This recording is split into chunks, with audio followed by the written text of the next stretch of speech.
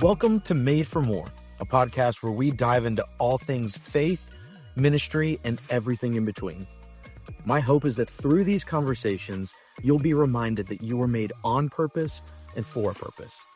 Whether you're navigating your faith, leading in ministry, or just looking for encouragement in everyday life, this space is for you.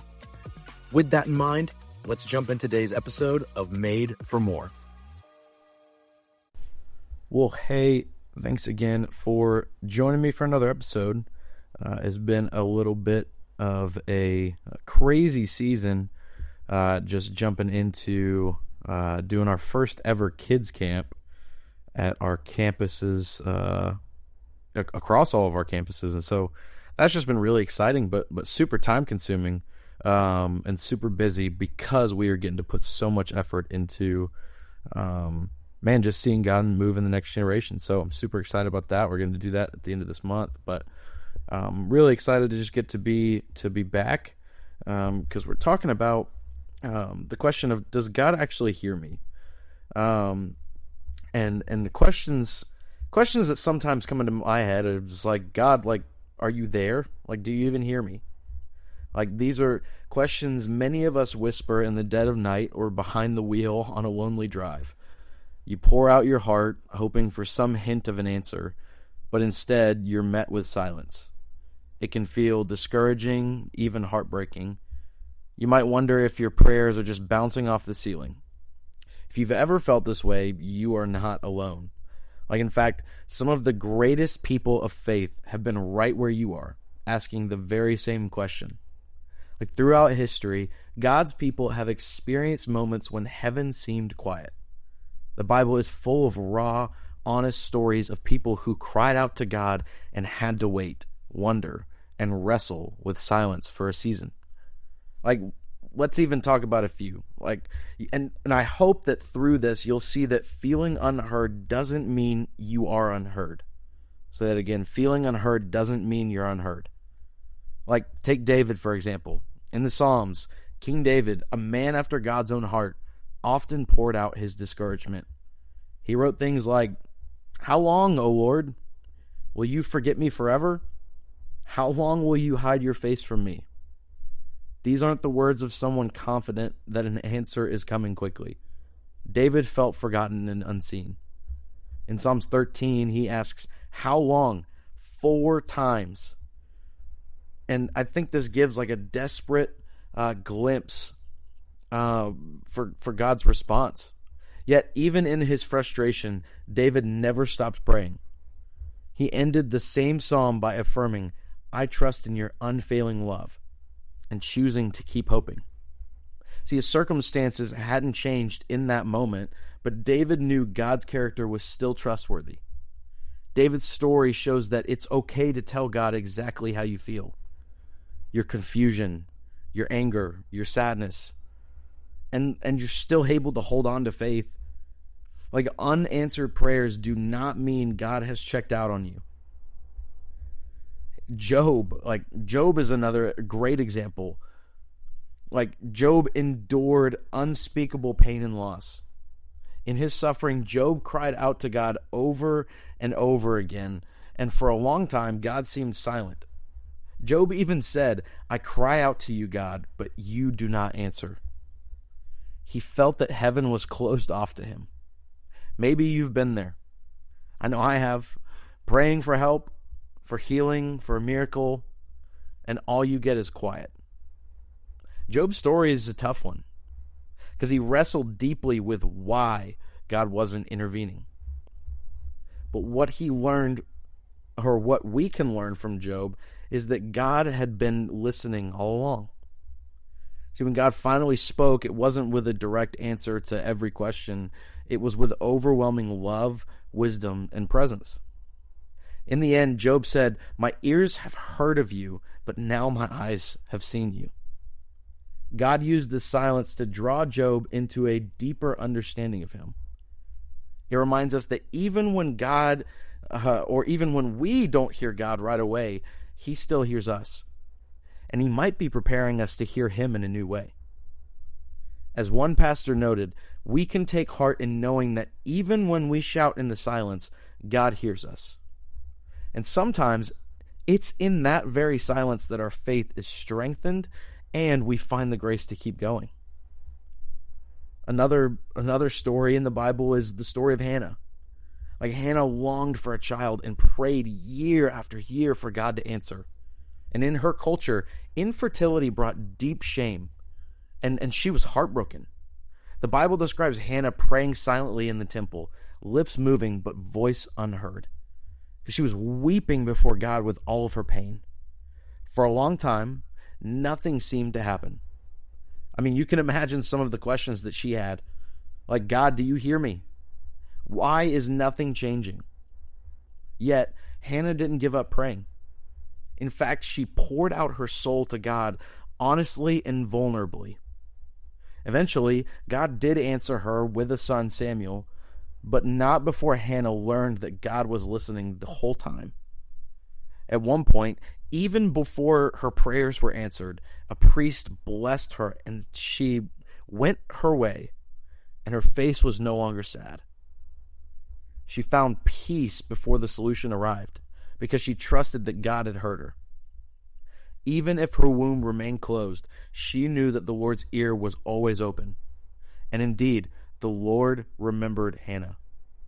Her story, which begins in heartache, ends in hope. It shows us that God's delay is not his denial. He heard every cry. When the time was right, he acted on her behalf.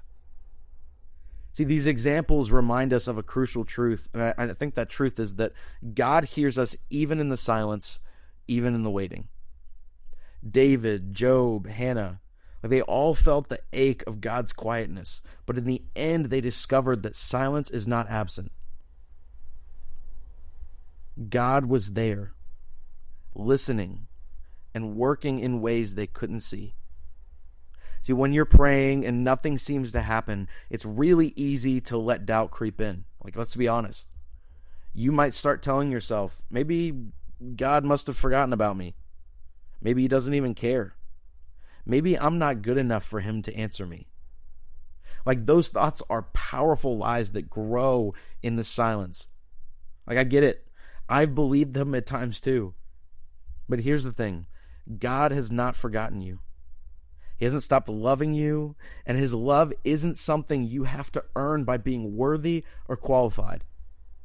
See, the Lord's ear is always open to his children, just as it was for Hannah. So why the silence? Why the waiting? I think often it's because God is doing something invisible but important. Like, think about it. When you plant a seed, you don't exactly see anything happening for a really long time, right? But under the soil, the seed is breaking. The roots are spreading. Life is taking shape in the hidden ways. When quote-unquote nothing seems to be happening in answers to your prayers, like, God could be working under the surface, within the situation, within you, or in others. He often works in the waiting. One writer said that when all seems hopeless and lost, God is doing his great and gracious work, often hidden from our eyes. In other words, God's silence isn't a no. Sometimes it's his way of preparing something better, something bigger, or preparing us to receive the answer. Like, think about this. Jesus himself often waited before acting. When his friend Lazarus was gravely ill, Jesus delayed going to him, kind of on purpose. And it felt like silence and absence to those who called for him. And Lazarus actually died. But Jesus had a plan to do something greater than a healing. He was about to do a resurrection. This is in John 11. That delay brought a more awe-inspiring result and revealed God's glory. In a similar way, your waiting isn't wasted.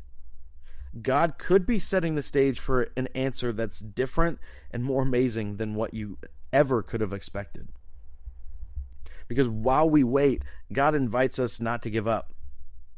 Keep praying, even when it's hard. Prayer isn't about saying all the right words. It's about being honest with God and staying connected to him.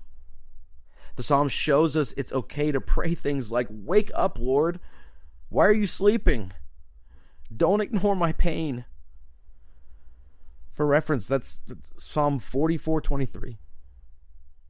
God would rather have you come to him with your frustration or confusion than not come at all. Because it's in those honest moments that a real relationship with him grows. And remember, just because God may seem silent for a while, it does not mean we should stop talking to him. In fact, God listens to every word. If you are waiting on God, keep talking to him. Like, none of your prayers ever go amiss. Every word, every cry, every tear is seen and heard by our Lord. That means the sighs you offer at 2 a.m., the angry tears, the exhausted "God, please," none of it's ignored. Not a single whisper prayer is lost on God. See, to be completely honest with you, I've definitely had a lot of these moments, and even in the last several weeks, I've had a few of those. And even in this past week, there was a moment where I was just wrestling through some stuff with the Lord, and just really struggling, just letting the enemy kind of get a foothold just mentally. So I was praying to the Lord, and I was just like, "God, I know that you still see me, but sometimes I just feel so unworthy and small. And sometimes you just need those moments from God where you're like, "God, I know this deep in my soul and my heart, but I really need you to give me a sign just that I'm in your corner, that you got my back, that you're still thinking of me." And sometimes, let's be honest, sometimes you ask that, and it is in one of those moments that you're still in the waiting and you're still listening and it's silent. And then there's other times that God is really, really kind.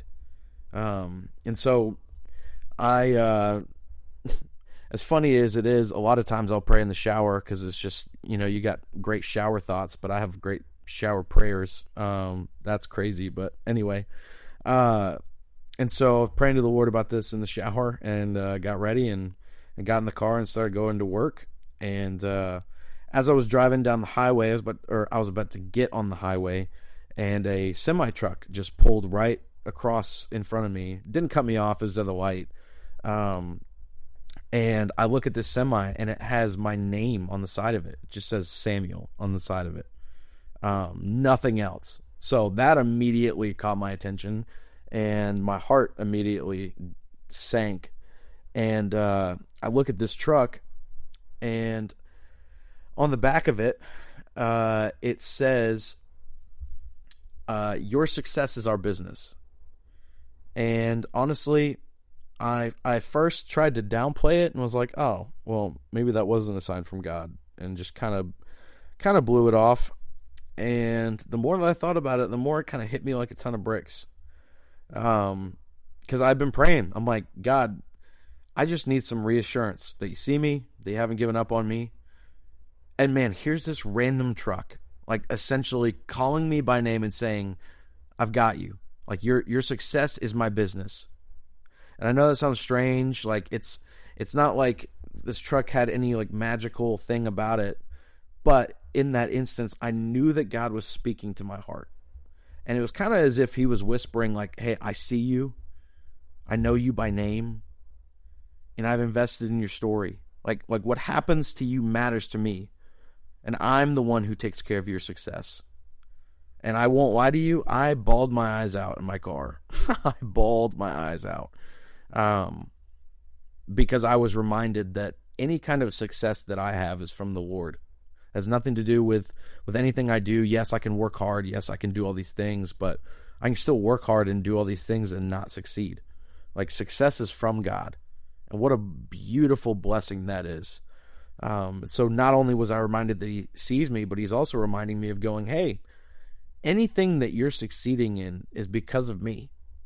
And it's not a pride thing that God's like, "Oh, I need the recognition," or anything like that. It's just a reminder of going, "Hey, it's not about you." Because here's the thing, the success God was pointing me to, like, wasn't about career achievements or worldly wins, like, at all. Again, through that strange little moment, God reminded me that true success is staying in his presence and favor. Your success is our business became God saying, your well-being, your growth, your life, that's my business. Like, I'm for you.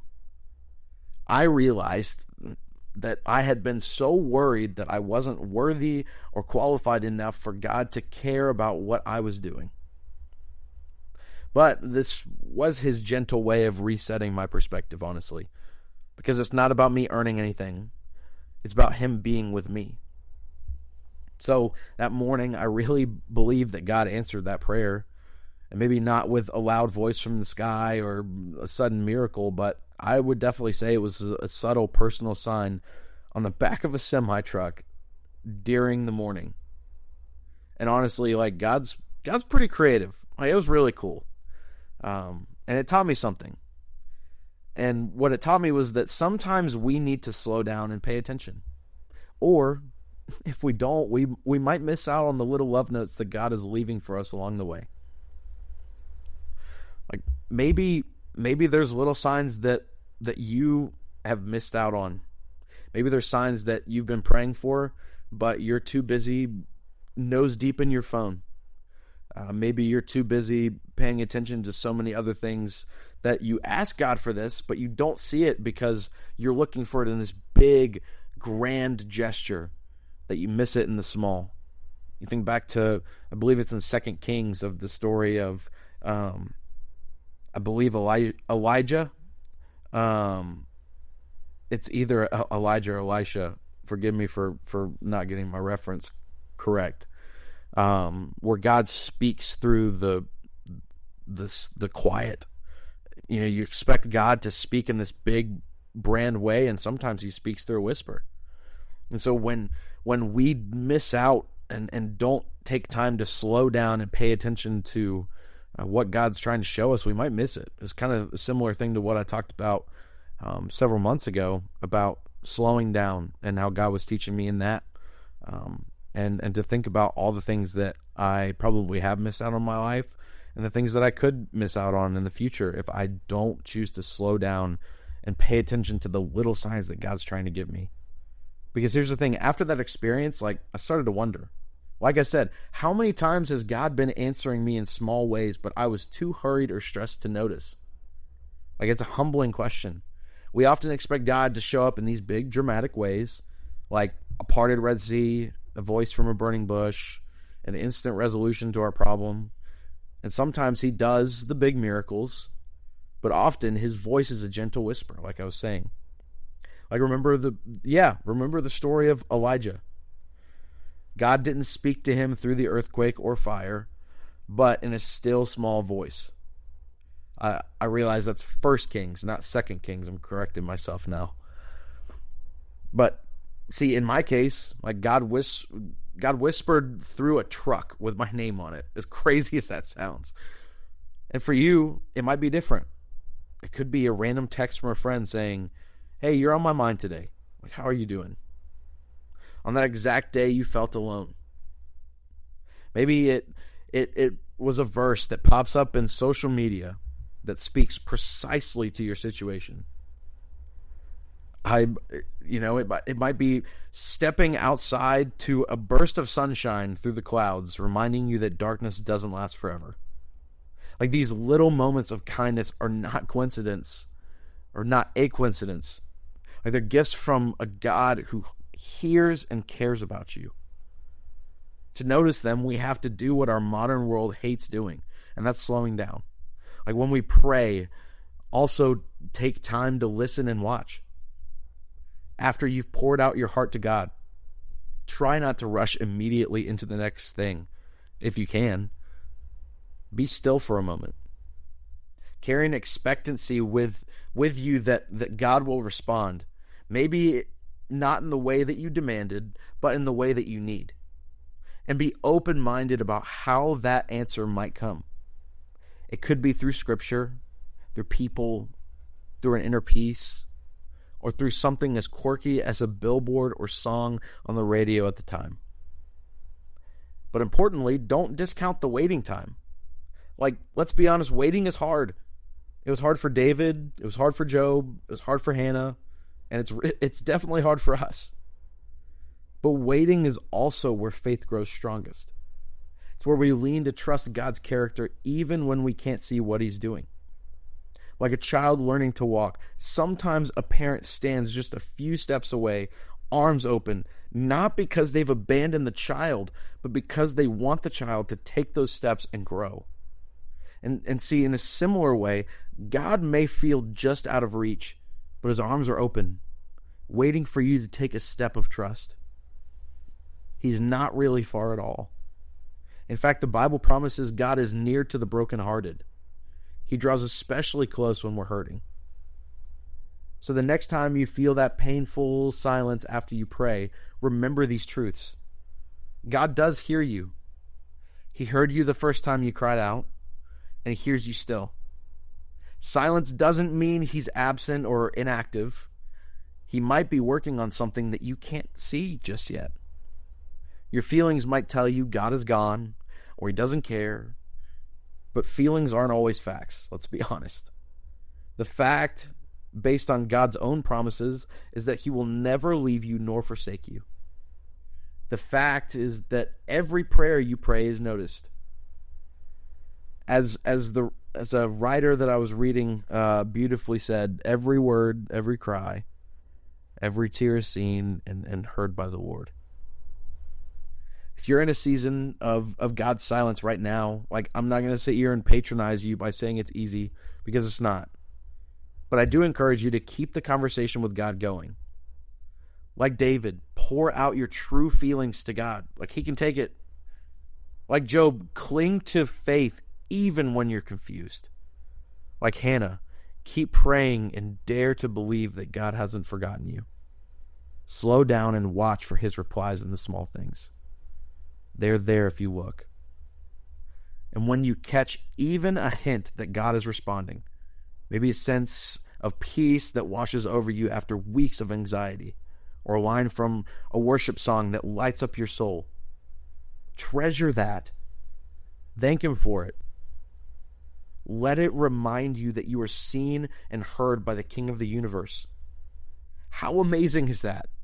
Like the same God who heard the cries of a shepherd boy in a cave, who noticed a barren woman's silent prayer in a temple, and who paid attention to a suffering man on an ash heap. That God is listening to you right now. So does God actually hear you? Yes, absolutely. In fact, he hears you more deeply than anyone else ever could, because he alone hears the unspoken fears and hopes in your heart. His answer might not come at the time or in the form that you expect, but he will come through in his perfect way. Until then, you can rest in this promise, that you can cast all your anxiety on him because he cares for you. God cares for you. He is closer than the silence make it seem. So take a deep breath. Keep praying, because he hears you, and he's not done writing your story.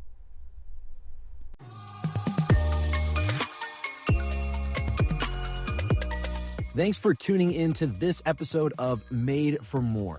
My prayer is that today's conversation encouraged you, challenged you, and reminded you that God has created you with purpose and intention. If you enjoyed this episode, don't forget to subscribe, share it with a friend, or leave a review.